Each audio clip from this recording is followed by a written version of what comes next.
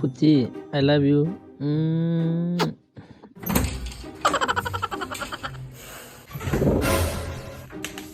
अनि त फोनै चाटेर सक्छ कि कस हो? बोल्न बोल, किन फोन काटेको? मोडा फोनमा बोलेर पुगेन भने भन्न, पुर्याइदिन्छु बरु, हिँड्छस्? सरी भनेको सुत्छ क्या अब। एक शब्द पनि बाहिर आवाज आयो भने तेरो फोनमा बोलेको खुट्टा काटेर यहीँ पठाइदिन्छु म तँलाई, बुझिस् नि?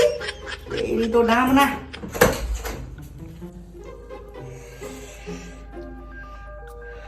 हेलो हेलो, ए यहाँ बाबा आएर ल्याङ्गर गएको छ कि बोल्नु मिल्दैन कि पुच्ची। ए एकछिन के पुच्ची, म कल गर्छु अहिले एकछिनमा, 5 मिनट।